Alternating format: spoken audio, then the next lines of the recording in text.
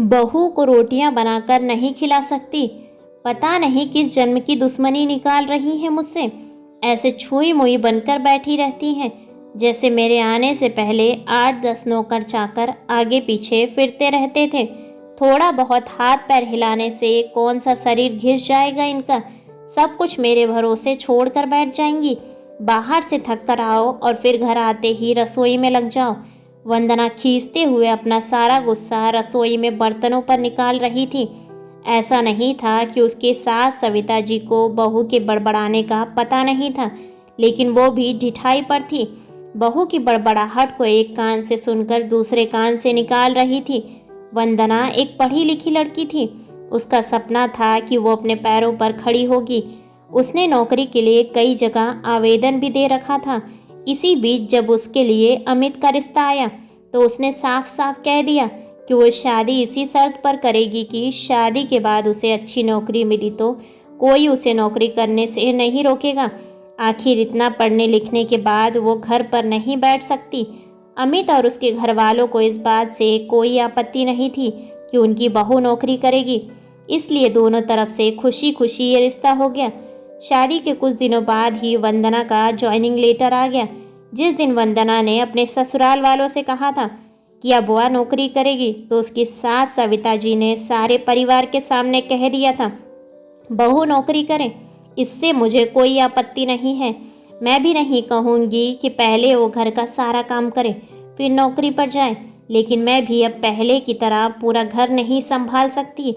मुझे सब कुछ मंजूर है, लेकिन मुझसे ये उम्मीद मत करना कि बहू को रोटियां बनाकर खिलाऊंगी। मुझे पता है कि अगर मैं एक बार इस भंवर में फंस गई तो जिंदगी भर बाहर नहीं निकल पाऊंगी। उस वक्त सबको सविता जी की बातें सुनकर बहुत हैरानी हुई। उनके पति ने तो यह भी कह दिया, मुझे नहीं पता था कि मेरी सीधी सादी पत्नी भी सास बनते ही अपना रूप बदल लेगी। लेकिन इन सब बातों का सविता जी पर कोई असर नहीं हुआ। वो तो अपनी जिद पर अड़ी रही। खैर, वंदना को तो नौकरी करनी ही थी, क्योंकि घर के थोड़े से काम के लिए वो अपनी इतनी अच्छी नौकरी तो नहीं छोड़ सकती थी। वहीं उसके पति और ससुर जी ने नौकरी की इजाज़त दे दी थी, तो वो फिर कहाँ रुकने वाली। इस समस्या का ये हल निकाला गया कि घर के कामों के लिए एक काम वाली और खाना बनाने के लिए एक कुक रख ली गई। खाना बनाने वाली सुबह और शाम का खाना बनाकर चली जाती। वंदना का काम था ऑफिस से आकर बस खाना परोसना। यूं ही दिन निकल रहे थे। वंदना की शादी को 2 साल हो चुके थे। अब तो वंदना और बाकी सब घर वालों को इस रूटीन की आदत हो गई थी। लेकिन मुश्किल तो तब होती थी जब कभी खाना बनाने वाली छुट्टी ले लेती थी। ऐसा ही कुछ इन 2 दिनों से हो रहा था, जिस कारण से वंदना खींची हुई थी। ऑफिस से आकर रोटियां बनाना उसे बहुत बड़ा बोझ लगता था। वैसे तो सविता जी इन दिनों में सब्जियां काट कर बना देती थी, लेकिन बहू के ऑफिस से आने के बाद रसोई में झांकती भी नहीं थी। उस समय वंदना को अपनी बैठी हुई सास बहुत चुभती थी। वो बड़बड़ाती रहती और रोटियां बनाती रहती। बाद में अपनी माँ से फ़ोन पर भर भर कर शिकायतें करती, जिसके बाद उसे थोड़ा सा सुकून मिलता। कुछ दिनों बाद वंदना के भाई की शादी तय हो गई। वंदना की होने वाली भाभी भी नौकरी करती थी। वंदना की माँ ने सगाई के वक्त ही खुश होते हुए गर्व से कह दिया, भाई मैं तो और सासों की तरह नहीं हूँ जो बहू के आने पर हाथ धरकर बैठ जाऊं। जब अभी तक पूरा घर संभाल रही थी तो अब क्यों नहीं। मेरी बहू को मेरी तरफ से पूरी छूट रहेगी। जब एक माँ अपने बच्चे को रोटियां बनाकर खिला सकती है तो बहू को क्यों नहीं खिला सकती। बहू तुम निश्चिंत होकर नौकरी करना, रसोई मैं संभाल लूँगी। वंदना की माँ के उच्च विचार सुनकर उसकी होने वाली भाभी का पूरा परिवार और खुद वंदना भी गदगद हो गई। वाह माँ, आप कितने बड़े दिल की हैं। काश मेरी सास भी आपकी तरह होती, लेकिन मेरी किस्मत में ये सुख कहाँ। मेरी सास को तो बस हुक्म चलाना आता है। मुझे गर्व है कि मेरी माँ इतने खुले विचारों की है। अपनी चिड़चिड़ाहट निकालते हुए वंदना बोली। कुछ दिनों में ही वंदना के भाई की शादी हो गई और कुछ दिनों बाद ही वंदना की भाभी ने अपनी नौकरी ज्वाइन कर ली। वंदना की माँ भी अपनी बहू को हथेलियों पर रखती थी। सुबह उसका नाश्ता, टिफ़िन, फिर रात का खाना भी तैयार रखती थी। अपने हाथों से परोसकर सबको खाना खिलाती थी।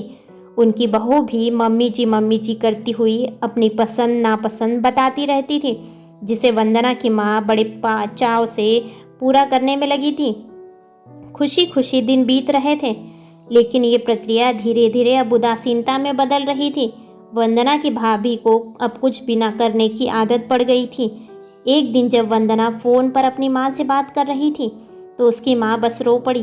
बेटा, मैं इतना करती हूँ तेरी भाभी के लिए, फिर भी उसे मेरी कद्र नहीं।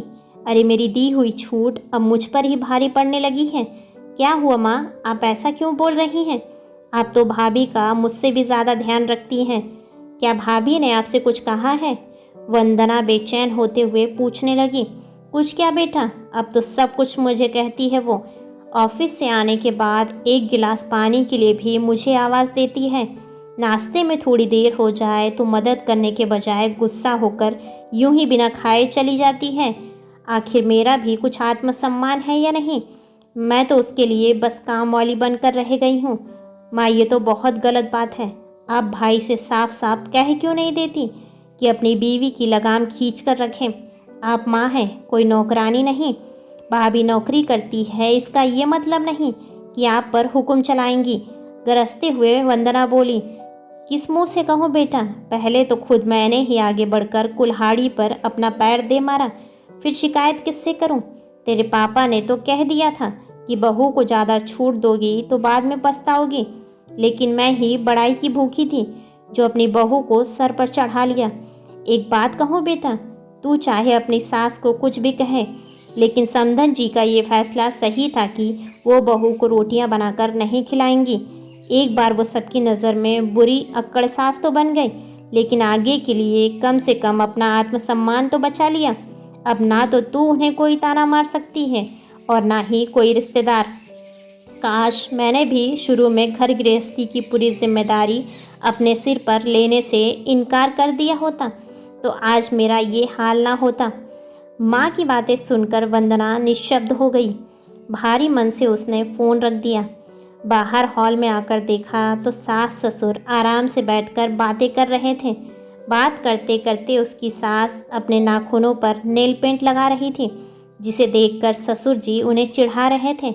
अब बुढ़ापे में ये फैशन करके किसे दिखाओगी? मेरी तो नज़र भी कमज़ोर हो गई है, किसी को नहीं दिखाना मुझे।